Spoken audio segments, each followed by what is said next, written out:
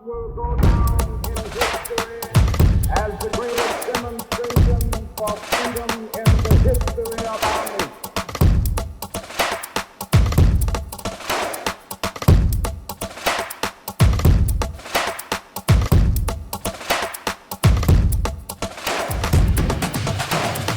But then there's you, right? And then you as you know you.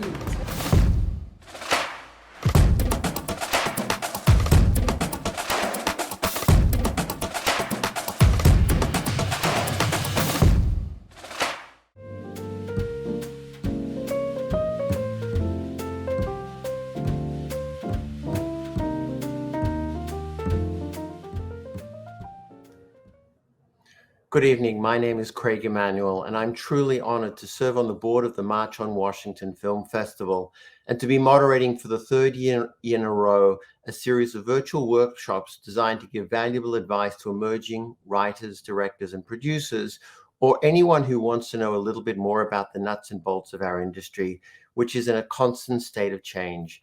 Today, we have three extraordinary panelists who are highly successful in their own areas of the business, who are going to talk about the changing trends in the industry with a focus on their own areas of expertise. Each of the three panelists have had long and successful careers who I know you are all going to enjoy listening to. So let me tell you a little bit about our three panelists. Charles Randolph is an Academy Award-winning writer I've been privileged to work with for more than 20 years, going back to his film, The Life of David Gale. His other films include The Big Short, a film that focused on the 2008 financial crisis, for which he won the Academy Award. Other films include Bombshell, a film that focused on various female employees speaking out publicly about Roger Ailes that ultimately led to his downfall. The film starred Charlize Theron, Nicole Kidman, and Margot Robbie. Other films written by Charles include Love and Other Drugs, which was based on the book Hard Sell, The Evolution of a Viagra Salesman, which starred Jake Gyllenhaal and Anne Hathaway. It is fair to say that Charles does not shy away from high-profile topics. Charles is a writer that producers love to work with, and actors and actresses want to perform his lines. He brings a reality to his characters whose dialogue makes us want to focus on every word he has written, knowing that it was not chosen randomly, but to conjure up an image or an emotion that is going to impact the audience. Charles, we are so thrilled to have you with us today. Donald the Lion's career spans more than 25 years in the film and television industry. He is active today developing and producing both film and television content. In 2022, Donald produced the feature film Don't Make Me Go for Amazon Studios, starring John Cho, which premiered at the Tribeca Film Festival. In television, his current series, Billy the Kid, begins shooting its second season this spring for MGM+. Donald produced the 2018 blockbuster film Ready Player One, directed by Steven Spielberg, and scored his first major hit as a producer with the 2003 film The Italian Job, starring Mark Wahlberg, Charlize Theron, and Ed Norton. His prior films include Going in Style, starring Michael Caine, Morgan Freeman, and Alan Arkin, Michael Bay's hit Pain and Gain, starring Mark Wahlberg and Dwayne Johnson, and Ridley Scott's Body of Lies, starring Leonardo DiCaprio and Russell Crowe. Donald formerly served as president and vice chairman of Paramount Pictures and president of Touchstone Pictures, and oversaw such films as Pretty Women, What About Bob, Father of the Bride, Ed Wood, and the worldwide blockbuster Armageddon. Donald serves on the Producers Branch Executive Committee of the Academy of Motion Pictures Arts and Science, as well as the Executive Board of UCLA School of Theater, Film, and Television, and is currently president of the Producers Guild of America.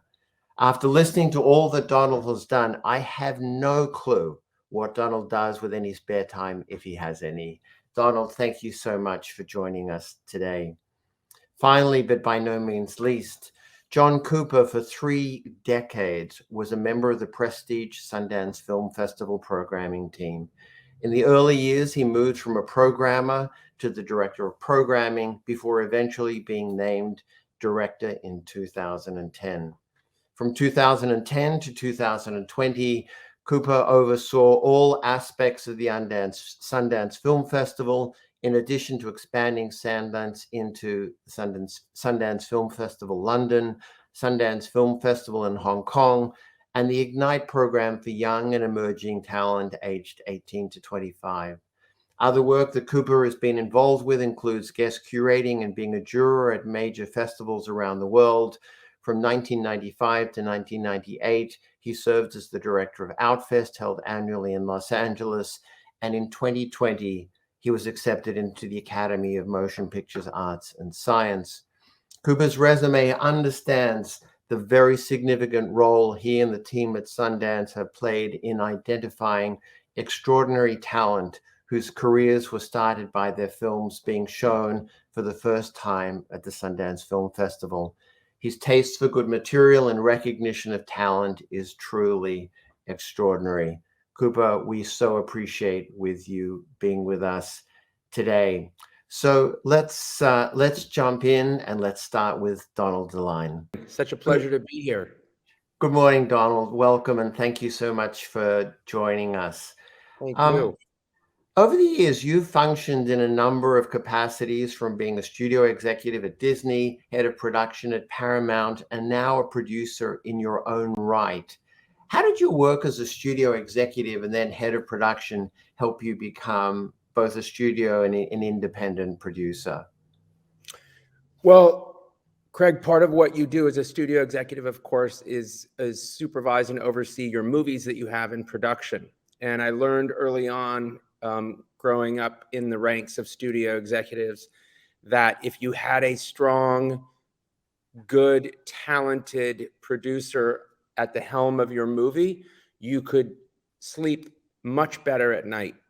So I learned just directly by working with excellent producers, and I had the really good fortune of working with the best in the business, you know, from Jerry Bruckheimer to Brian Grazer to Scott Rudin and more. And I really, really valued their work and professionalism and their commitment to a movie. And they were my first line of contact on any given movie and my partner in the endeavor.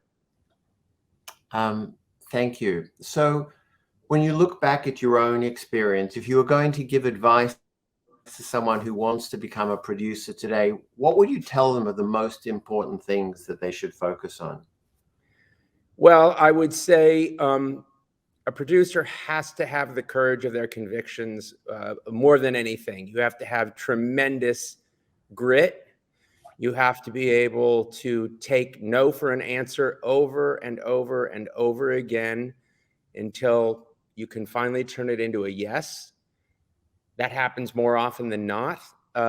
Projects will gestate for years at times. You know, once in a while, you get lucky and something comes together quickly.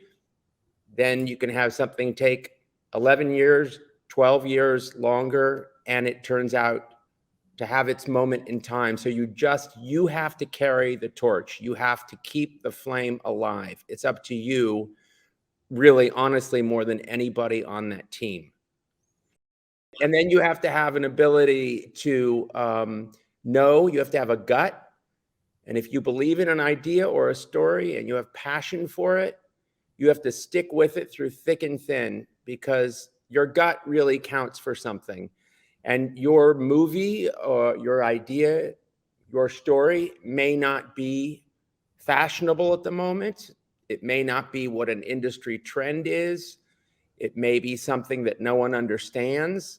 But if it's good and if it's worthy, it will come around. It will find its moment. It will find its time. So you just can never give up. And it can be very hard to do that, because as a producer, you don't make any money until a movie or a project, if it's television, is made.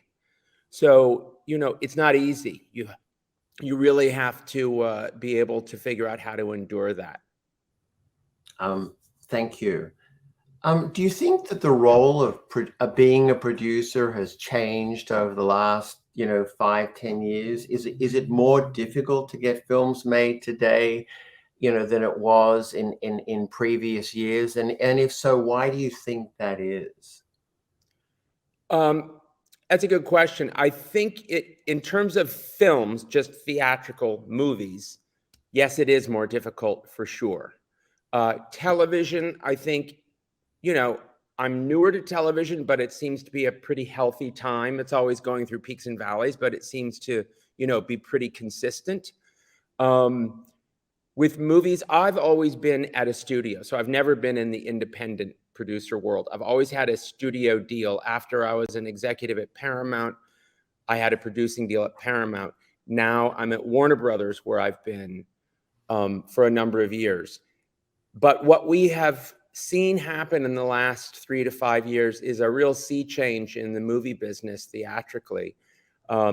A combination of the streaming business coming to play in such a huge way, and then COVID, the pandemic hitting, which was kind of a perfect storm of throwing the movie business into a real crisis, and for people to try to figure out what it means now to be a theatrical movie versus a streaming movie. Studios saying, well, if we have to fight to get people to leave their homes now, they got used to a different way of viewing, and come to the theater, what are those movies that really will get them out of their seats and to drive to the mall and spend the money and the parking and the food for snacks and all the rest of it, and make that time commitment? What are those things that are theatrical enough? And that has led really to movies having to be, and I'm talking studio movies, global blockbusters, if you will, or wanting to be global blockbusters. The production costs and the marketing costs are very high, but studios were finding they were spending too much on smaller films and still incurring pretty high marketing costs, and they weren't making the necessary profit margins.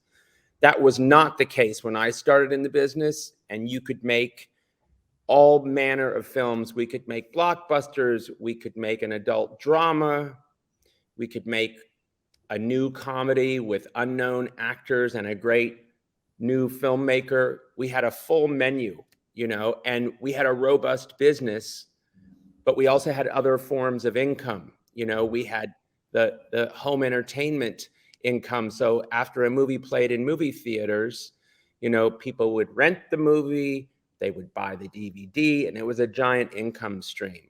So things have just really shifted in the last number of years.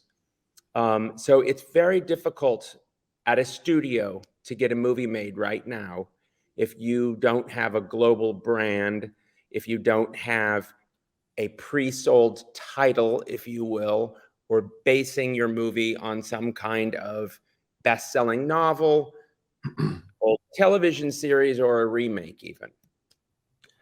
So because of the changing role and presence of the streamers in the business today, do you find that you as a producer are focusing on different kind of content to try and adapt to what seems to be what the market is looking for?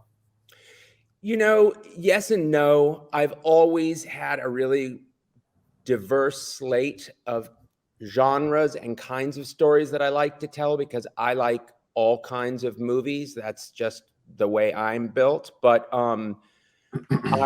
I try not to pander to what I think the commercial market is too much. You have to a degree, of course, but I need to connect with material on a personal level. I need to understand it. I need to be in love with the story or the elements of the story. I have to have a passion about working with a filmmaker or a brilliant writer who I've always wanted to work with. And those things I find always guide me in the right direction. If a movie is a good movie, it will find its level. I think, good movies will always find their audience. And that's all we can really try to do, is make a really good movie. And it's very hard to do, as we all know. I mean, it was interesting looking at the box office this weekend. You had Mario Brothers break every conceivable record for the release of a theatrical animation movie, doing $200 million.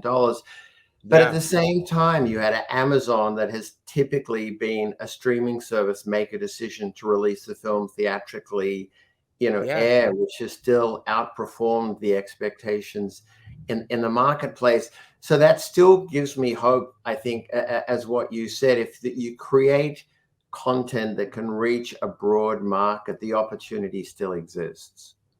Absolutely. And you could have a movie like Air, which seems so modest in the face of Mario Brothers, but that's a phenomenon. But let's say domestically it made 148 or million dollars this weekend, whatever. And Air made 14.5 million. However, Mario Brothers has a giant pre-sold awareness and title. Air, most people didn't know what it was, but people love the movie. So what you might see is like the old days where that movie just keeps playing in theaters and reaches a high multiple and will have a great profit margin relative to what it was made for. Whereas, I don't know, time will tell with Mario Brothers, but I'm not sure what the multiple of that opening is going Yeah. to be. Doesn't really matter because it already, smashed a lot of ceilings. So, It did. yeah. Donald, access to development money in Hollywood has always been incredibly challenging. And so, and you obviously have a studio deal at Warner Brothers, but in terms of given the challenge of finding development money, which is an issue for most independent producers today, Absolutely. how does that impact the way in which you access material? Do you do shopping agreements? Do you still option material? Do you get an idea and then go pitch it to a studio or a network? Talk a little bit about how that experience works. Yeah, I all of those are valid ways that I do it, Craig, and have done it. I find it's horses for courses. So, in other words, if I have an idea, if a writer pitches me an idea and it's a commercial, big sounding idea that has a 4-quadrant audience appeal, I'll take it right into Warner Brothers and try to set it up at Warner Brothers. If it's something that is more obscure, maybe it's based on a great novel and it's going to take more careful handling in its adaptation and it will need a very special filmmaker. I may go to the agent and say, look, I love and believe in this material, but I can't sell it to a studio right now. I need to either get a script written or put a filmmaker and an actor together with it. And I will sometimes get them to cooperate with me and say, okay, you have a year. We have an agreement, a handshake agreement that I have a year to take that project around and try to put it together. I've also conversely written a check out of my own pocket if it was something that was the only way to get it, and done my own smaller options on things. I haven't done that frequently, and we don't like to have to do that, but once in a while there may be that situation. So it really comes in all those forms. Same thing with television. A lot of television is like movies used to be, more so now, especially with limited series, where I'm packaging those things together, and I will get a script and I'll go get a director, a filmmaker, and a star, and then we'll put that package together and then take it out to the market, which was, used to be much less common in television. But that's the way the competition is these days. I mean, certainly it seems to me the one thing that has become of help to producers and independent producers today is the access to, soft monies, both on a national level and on an international level. I mean, you can make a film in Australia today, and if you qualify it as an Australian film, you can get somewhere between 40 and 45% of, the budget. And I assume, when you're looking at content and how you're going to budget it, that becomes a relevant discussion. Absolutely. I mean, you mentioned this movie I made last year for Amazon. It was a road movie, a small, what seemed like an independent feature, but Amazon loved it and picked it up from us. And it was a road trip that took place in the United States. However, we shot the movie in New Zealand. I've shot several movies in New Zealand that were actually set story-wise in the United States.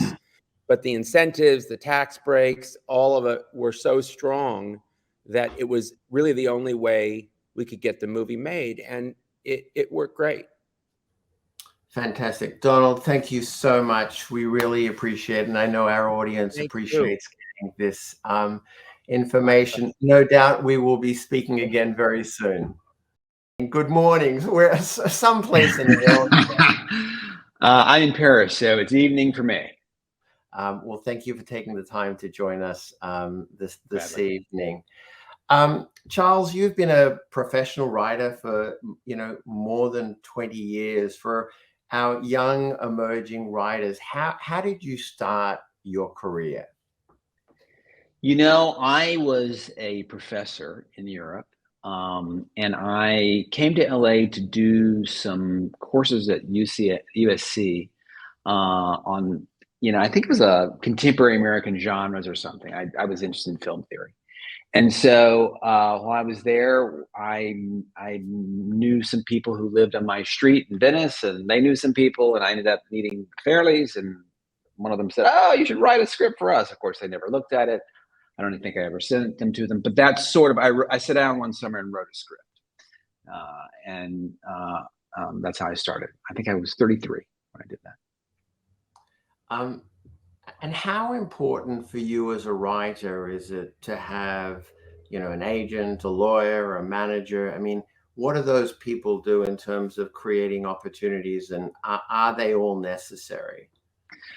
Wow, what a great question. I think the answer's evolved. I think lawyers, surprisingly, Craig, matter most in some ways, because what someone's going to have to negotiate that deal, and you're going to need that, and the key to I think lawyers is making sure you really rely on their counsel and asking them what you don't know, and how deals can be structured, and looking for innovative ways to do things.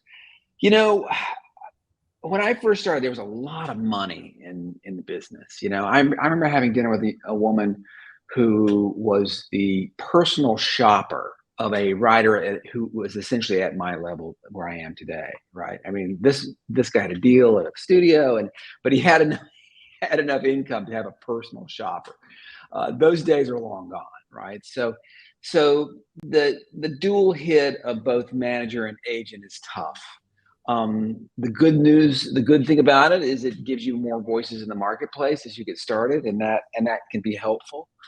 They do different things. The manager sort of guides your career. The agent provides you a little bit more access to the project flow, the deal flow, and as well as obviously packaging. So they're slightly different animals.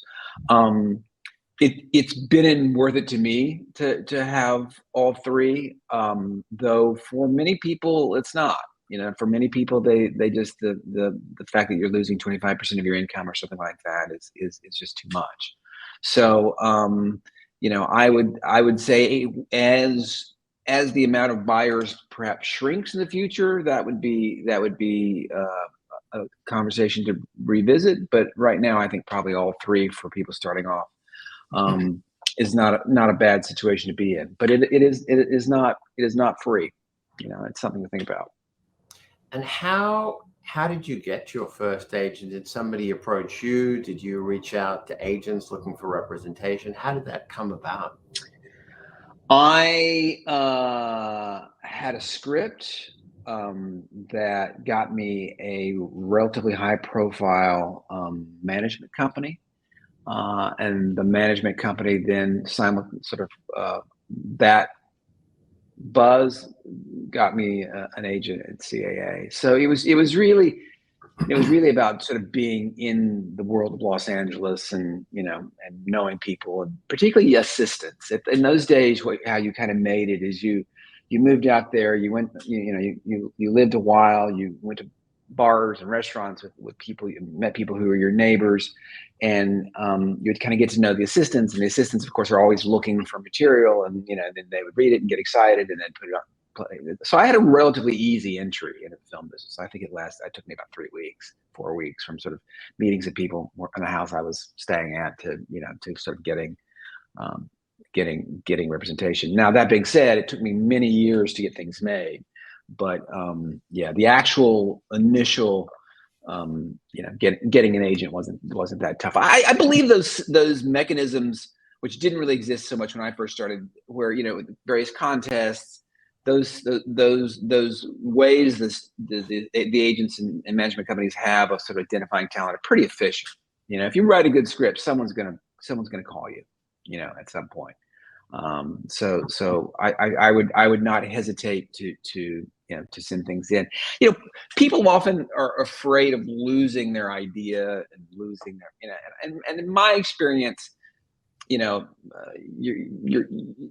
macro is not going to be stolen. I mean, the town is very hungry for people to have good ideas, and the value of identifying someone with good ideas is more than the value of stealing their idea. And so I think you can, generally speaking, with well-known entities, feel fairly good about engaging and sending your work around to be read if there's an established mechanism, and obviously if you registered it with the guild previously.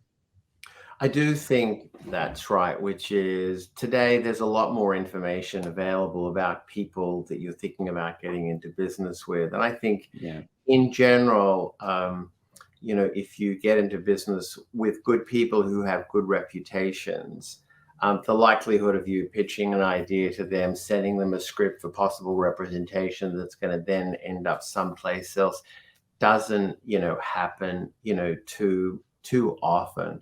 Although I will say, as a lawyer, I get material submitted for clients all the time, and we have a very, very strict policy, which is unless materials coming to us either through a recognizable agent or an established lawyer, we won't take it on. And actually, I won't read it, and I'll send the material back, because I never want to be in a position where somebody sent me a script to pass on, say, to you, and you never read it, and all of a sudden, a movie gets made, and they think, oh, wait a minute, but I sent you this, idea. So you do have to be, careful.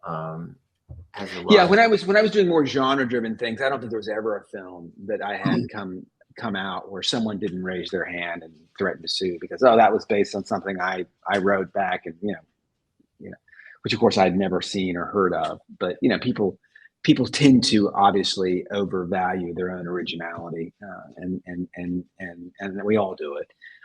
And those situations are right. But it is, it's a weird catch-22, right? Because on the one hand, nobody wants unsolicited material. On the other hand, the only way you're ever going to get anywhere is to get someone's attention. So I think being in the social flow of Los Angeles, I don't live in Los Angeles and haven't in many years, but I do think it was valuable to be out there at a certain point. Yeah. Charles, obviously a lot of the work that you write is based on real life characters. And doing that kind of has its own, sets of issues. Do you ever, get concerned that sometimes you're crossing boundary lines in terms of privacy? And as a writer who's, worked on some often sensitive material, how do you address that issue? Well, I do. Maybe I worry about it too much in some ways. I tend to meet people, I'm not a journalist, so a lot of people will talk to me. In fact, everyone talks to me at the end of the day, if they don't talk to me, they're going to talk to the actor playing them usually. So almost always. So I try to make an effort to engage with them. And I'm also interested in capturing their people's humanity, even if they're a somewhat villainous figure, even if they've done things that are wrong. I'm interested in, capturing something that's beyond the sort of journalistic, relatively easy black and white that you get. I tend to think that what newspapers and to some degree magazines do is they assign sort of value roles to the world. This is the good person in this situation. This is the bad person, and here's where it's a little ambiguous. Whereas I'm not interested in doing that at all. I'm much more interested in finding, the internal conflicts of everyone, no matter what role they play in the story. And I think people sense that. It is easier, obviously, if someone like Roger Ailes has passed away. Although I was, I attempted to be as fair with Roger Ailes as possible. Thank you. Charles, on some level, the business of being a writer has changed compared to what it used to be, 5, 10 years ago. I think, in those days, typically, I'd make a deal for a writer who would be guaranteed a draft, a set of revisions, and a polish, and you'd have a reasonable level of comfort that at least you were going to have a reasonable chance to get your vision across and have an opportunity to make revisions, throughout that process. Today, just because, development money is expensive and people are not wanting to spend money unnecessarily, I've certainly seen a change, even at the higher end of the spectrum, that people don't necessarily want to make 3-step deals going in. Sometimes they want a treatment and just a first draft and maybe a set of revisions, which, I would imagine from a writer's perspective doesn't give them a huge amount of confidence that at some point, they're not going to be replaced. So how has that impacted the way, you look at a potential writing assignment and the way you work? And just curious, how that plays out. Yeah, I think about it a lot, especially when I produce, right? And I'm hiring other people. I did a pilot once with Patty Jenkins, and Patty and I had a conflict with the network, which will go unnamed, because they wanted the actress to wear lip gloss in a scene. And Patty said, "Look, this doesn't make any sense. This is not, and of course it was ABC. So I'm now admitting what it was. And so it was one of those situations where, you could have kind of gone in either way. And Patty said, something, if we do this, it's not that it will change anything, but what it will do to me is it will affect a little bit of how I feel about the work." And what she was talking about is that thing that anyone who writes knows, which is it's like painting a wall. You want it to make it as pristine as possible. If there's going to be a nick in that wall, and that nick is always going to be there, and you can't address it, then it just sort of ruins a little bit of this relationship of perfection you have to your labor, which is so necessary for being totally immersed in it. So the difficulty with rewriting, I think, is, and knowing you're going to be rewritten, is that it robs a little bit of your ability to just imagine the world, to be totally immersed in this world, because that that's actually not going to end up, or you suspect that's not what's going to end up on the screen. And so that's that's the difficulty, right? Is that flawed relationship to your own imaginings, your own writing process. That being said, there are jobs. I rewrote Munich. I'm rewriting an Oceans thing now. I mean, there are jobs where I go in knowing, hey, X is coming back, Y is left. Can you come in and just do it? And those things can be a lot of fun, and can be, you can learn a lot, right? By virtue of the fact that that what's being created isn't actually going to be in your voice. So it is, I will say, it is inherently dispiriting, and I think it's a mark of bad producers when they communicate too much of who's getting, who's going to be coming along, or they may give the writer the feeling that this is very temporary. In terms of shielding yourself from it, I'm not sure if you don't control the material, there's a lot you can do, unless you sort of just insist on your 3 steps, or insist on only, getting, taking money for projects that that someone's interested in actually your voice and not your idea. And those situations tend to occur in my experience, and you probably know as much about it as I do, when someone's really just after trying to glom onto an idea, and they're not really interested in the underlying person writing it.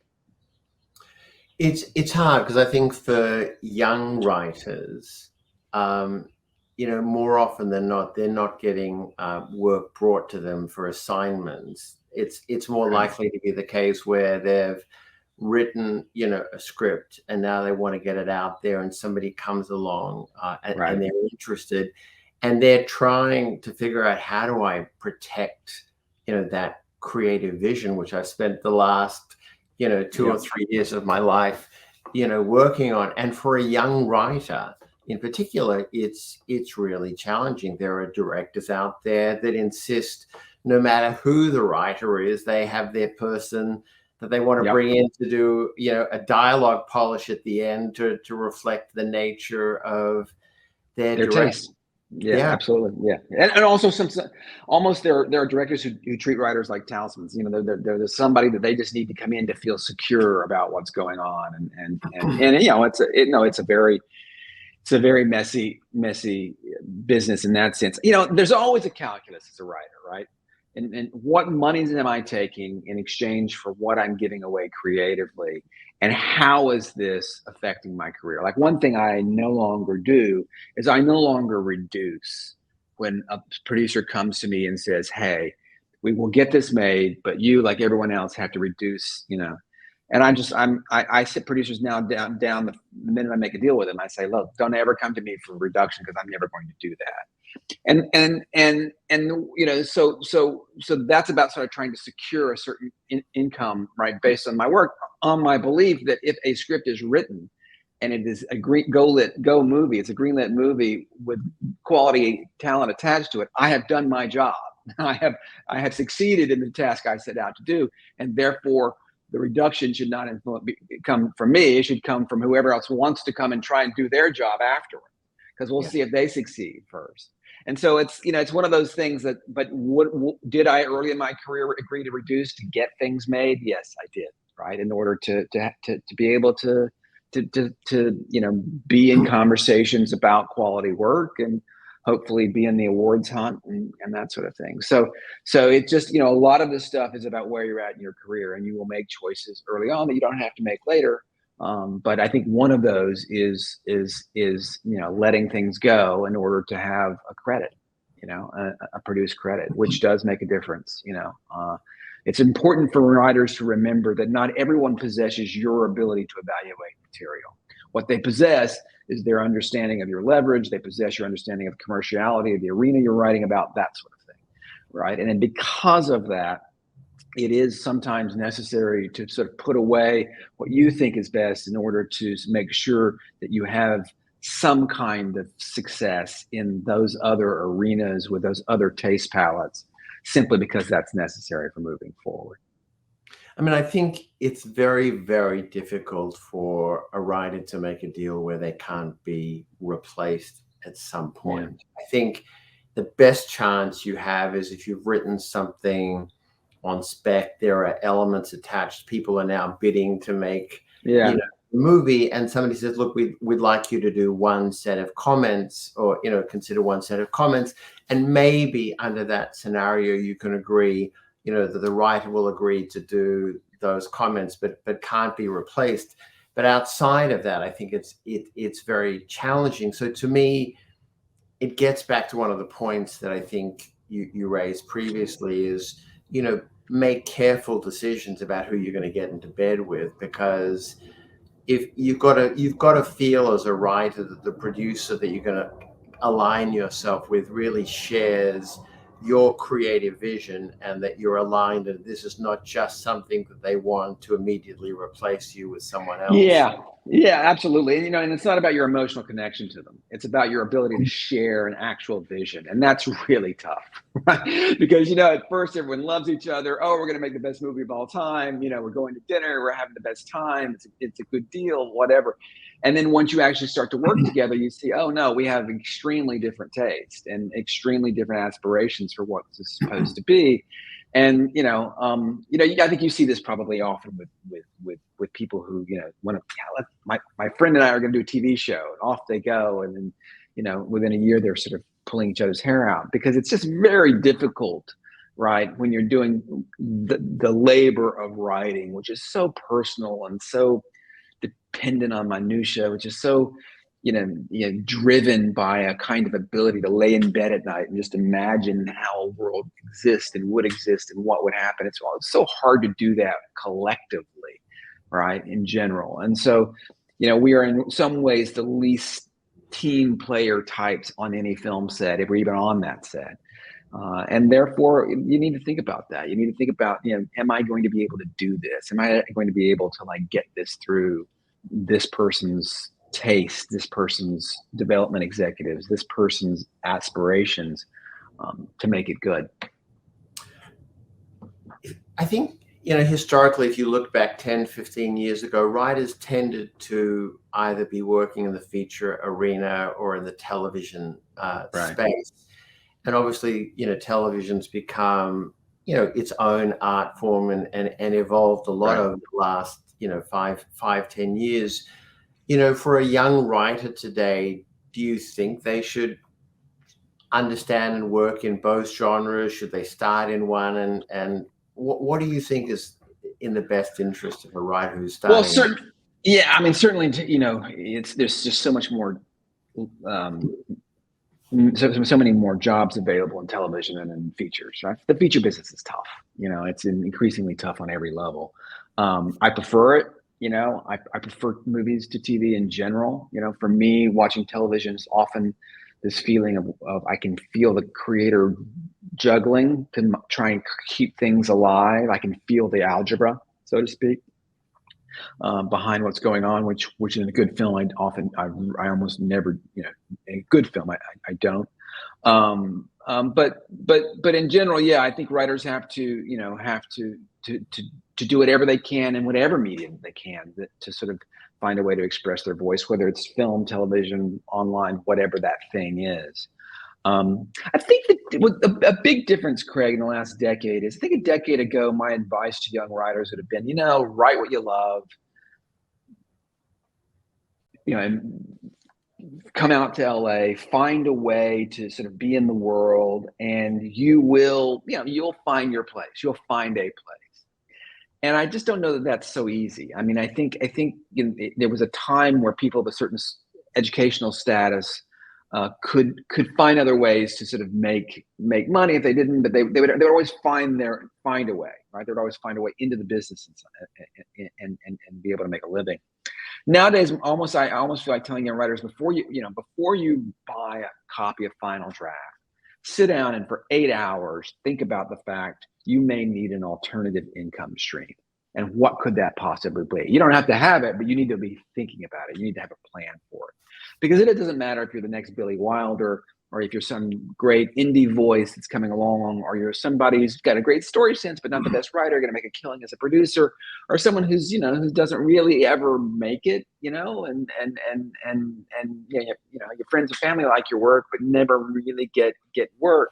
In all four of those scenarios, it helps to have alternative income streams. It just does, right? Because you're going to make, even if you're very talented, you're going to be able to get there quicker if you have a plan. Right. And it's one thing to be able to do what you love. It's another thing to be able to almost do what you love, but you're doing something where you're constantly being forced to do it in a way that's not quite what you would want to do or what you think is best. And that can be utterly maddening. Right. And so in some ways, just if you'll think about, how am I going to pay the bills? And not obsess about it, obviously, but acknowledge the adult truth that people get to ignore money to the degree they've already thought about it. If you can kind of figure out a way to do that, then I think you will get quicker to the sort of status in the industry and that allows you to do the work you want to do. Charles, thank you so much. We gladly. really appreciate your time, and I have no doubt that the young writers who are watching this have learned some really great information. So thank you so much. Anytime, Craig. Anytime.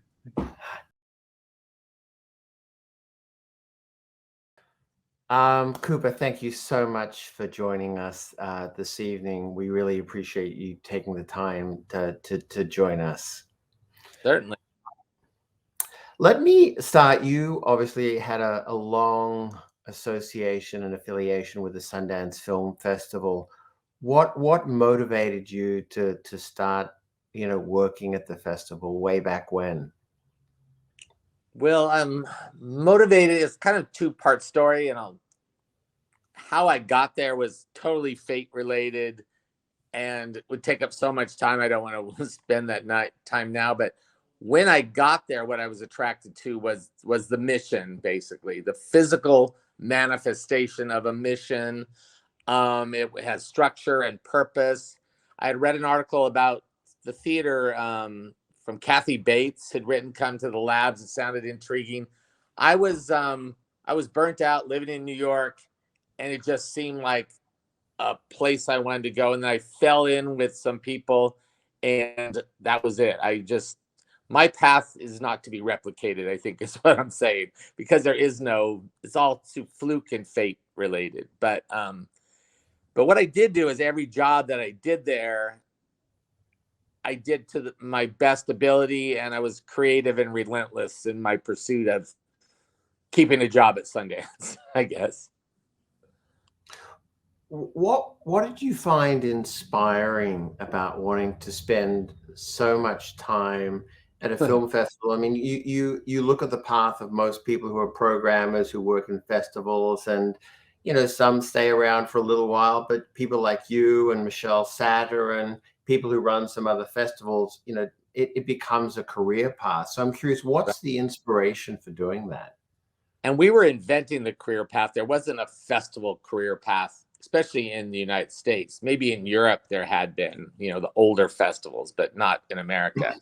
I think for me, what I was inspired by each time was the personal growth that they allowed me there. They allowed me to do things. Redford was a big part of that, of course. His inspiration and wanting to build it himself, and how you're always learning things. A lot of it wasn't built before that, so we were allowed to do things, and that is very intriguing to me. And I think that was it. I mean,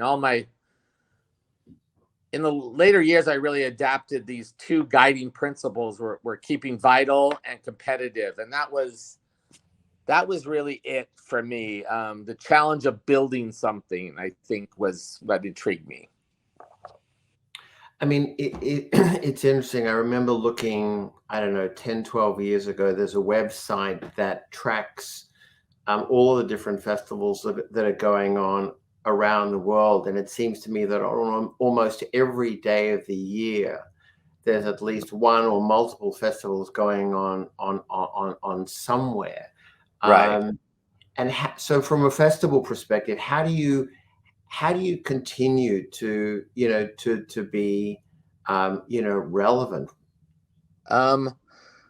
I think first of all, there's two kinds of festivals too. There's the local festivals, and then there's the destination festivals where you draw people in from all sorts of other places for a purpose, for a value to them. So that's also part of it. And Sundance was always a destination, which was different than a lot of the festivals that built up. And it was a destination that was built on the two things. It was built on discovery of new talent, which had a point of view of that festival. I think that's what kind of Sundance always had. Discovery was that. And then when you're choosing a festival, and when you come to festival, there's two kinds. There's a kind where you go to sell your film, and then there's where you go to launch your film into the marketplace, into theaters, even onto streaming, and into the award season. That's a whole kind of, the launching of your film is different than selling your film. And Sundance was a place where you sold your film, and that was important. So you're creating a need for that. There was a void in the system of where you can go do that with an independent film. So did I answer your question? Maybe I did. Yeah, look, but did Sundance start out expecting that it was going to become a market festival, or was it really the intention originally just to kind of give the market an opportunity, or consumers to come to a festival in a great location and watch films that they might otherwise hope to see, or not otherwise see? There was no market then. The market created around us. It's, when you think about that fateful year when it was Sex, Lies, and Videotape, all of a sudden it was about ideas and a place to come and join with other talented people. But then it became, there's money to be made off of this thing. And the moment many moments became a wave, and now it's like independent film is a thing. It's a genre almost of filmmaking. I mean, interesting, because I I was thinking when I was at Sundance this year, I've been to, I think, 27 out of 30 Sundances. And I was actually there for, for Sex Lives videotape. And it was a very different kind of experience in those days, because you'd go and you really knew nothing about the films. No one had really seen the films in advance of the festival. Right. And there was something, exciting about that. Today, I think a lot of the films that get in, to the festivals, the filmmakers have lawyers and agents and managers, and sometimes they've been sold and sometimes they haven't been sold. And so that part has, definitely changed. And I guess that's part of the evolution of, destination and market kind of festivals.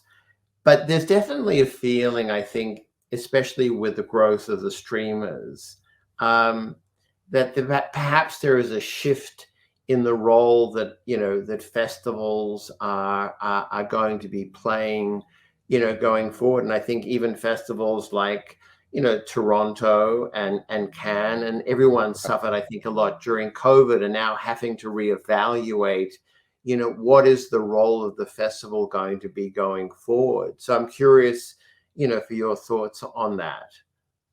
And some of it is very much the same at the same time. Even when the industry changes around you, you're still there to present new talent and discovery. That's what Sundance does anyway. And as long as there's a need for that, there's a vitality there for that as well. I think that it's changed, and then it hasn't changed. It's still, because you're also you shifted, and about the films now because you're there's an industry around it. But for an audience member, all this is new. All of this is discovery. They're not reading articles or tracking the careers of these filmmakers that come to Sundance before. This is our first introduction to them. And there's a magic to that is still there. And out of that magic, the industry gets to see the true how a film really works, because they're playing it in front of an audience for the first time. So it's the best way to present your film, to sell your film, because you're getting the true reaction of an audience to this product that you've made. And that is again, that's the magical moment where stuff can really sell, because it's proven. You're proving all along that there's an audience for this stuff. It's funny. I haven't really thought about it in that context, but you're right, because I find that when I'm standing online talking to people who are waiting to get on, to get into the theater, or sitting in my seat waiting for the film to start, and listening to the discussion of people who's in the audience, there's definitely two distinct audiences. There are those people who are there to look at films and buy films.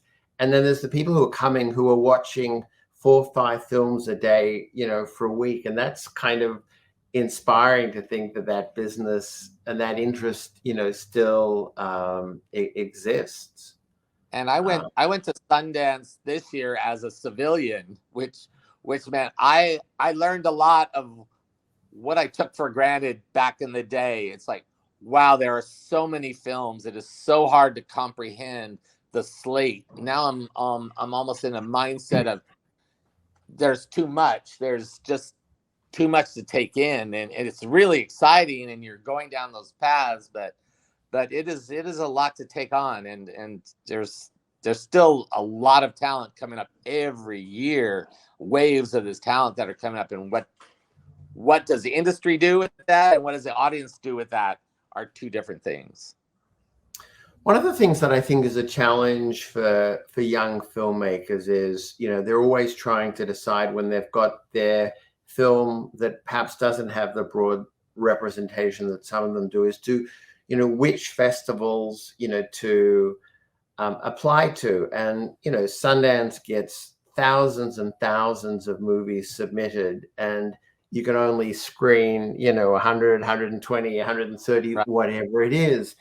And there's always that difficult decision, I think, for filmmakers as to, one, what festivals should they apply to? Two, a lot of festivals want to have a premiere screening, and what do they do if they get accepted at one festival, recognizing that, if they say yes, then they may no longer be eligible for Sundance or some other festival. So what are the things that, directors or producers should be taking into consideration when trying to decide, what festival to apply to?